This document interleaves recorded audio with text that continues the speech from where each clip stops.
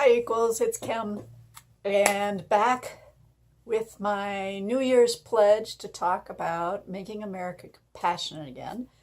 My channel focuses particularly on LGBT issues, but certainly lessons learned from the LGBT movement ultimately help everyone, especially anyone who is somewhat different than the stereotypical norm. And that's probably a word we shouldn't use either, because normal implies that if you aren't normal, that there is something wrong with you. Today, I want to talk about a couple of things that have come up since I've started, because I've been asking my friends so far, they're the only ones who've been responding, about words that they hear, that they, think should not be used anymore. Let's say them here and then talk about why they really shouldn't be used. I've been questioning these friends, like, so why do you think these people use this language, etc. First of all, were comments around the current political climate and the model from the top in this country of just saying really insensitive things, whether they're racist, sexist, homophobic, transphobic, xenophobic. And I know that there are supporters of our president out there who really like it, that he speaks that way because it sounds familiar to them. It sounds like the way they talk. And those are the people I'm trying to talk to. All right, so what were the words that have come up so far?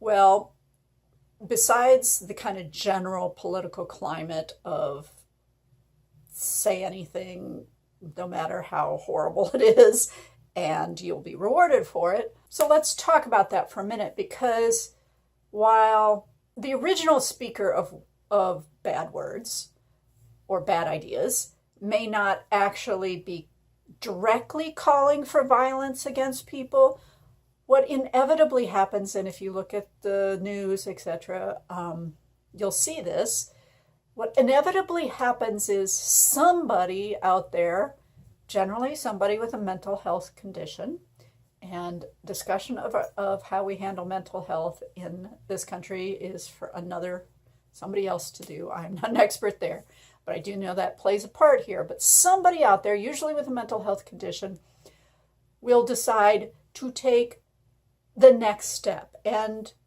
may actually say that the reason they took that next step towards violence was because of something that was said. Words matter. When you say words and you are in a position of power, those words can be picked up by others and taken to the next step, which is violence. I know, you didn't say hurt anyone, but it's the consequences of words. So words matter. All right. So that was one thing that has come up since I started on New Year's Day. Another, of course, was the N-word. I'm not going to repeat that one here. I'm not here necessarily to concentrate on racial slurs, although certainly LGBT people of color are going to have to be dealing with those words as well. It's another word that shouldn't be used. And I noticed that the person who told me about it was saying it was used by older people, and that those older folks claim that it's their age is why they use it. They're too old to change, that that's the word that was used when they were young, so often using their age as an excuse. I guess there is some, particularly people who are old enough or who have, where memory is a problem, or people who have memory issues, we may have to give them a pass. However, age should never be an excuse for saying nasty things. Mom, I'm going to give you away. My mother emailed me privately, and hey, uncle, I'm about to talk about you. I won't actually say your name though. So, because my uncle, who comes to visit her often, her brother, uses, and these words I will say right now, uses the words queer and dyke, and it upsets her. And so I asked her, I said, well, why does he use them? And she said, well, I think it's just to upset me. All right, what twisted thinking is it? Maybe this is some sort of sibling thing, piss off your sister, but that's really no excuse to be using those words. I hope, Uncle, that you are not using those words outside of whatever little sibling issue you have going with my mom. All right, those words. Now, queer itself is not always considered a negative term. Certainly there's queer theory, which is taught in universities. A lot of people identify as genderqueer. Folks who are part of the LGBT community will use that as an identity. It's kind of a reclaiming of a very negative term by the community. I always caution people who are not part of the LGBT community about using the word queer unless they have been basically, if, in asking somebody how they identify, that person says, well, I identify as genderqueer, or I identify as queer.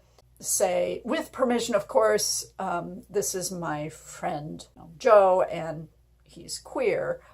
That is one way that word can be used, but when it's used as a derogatory term, yeah, look, folks, if this is a term that we often associate the word derogatory with, don't use it.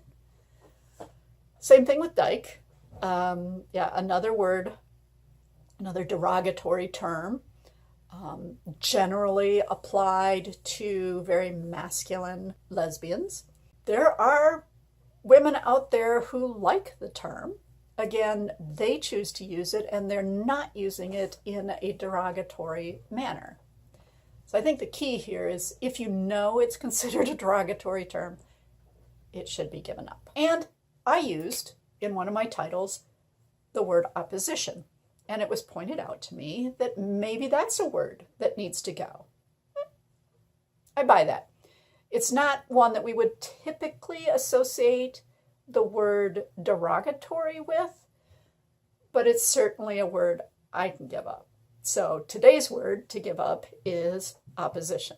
I will substitute it with those with whom I disagree. Yeah, I don't know how else to say it. That's my update from today. If you like this series and you enjoy these videos, give me a thumbs up. Please hit the red subscribe button. That helps my message get out to more. If you want to be notified every time I put up a new video, please hit the little bell above. And have a great weekend, equals. Bye.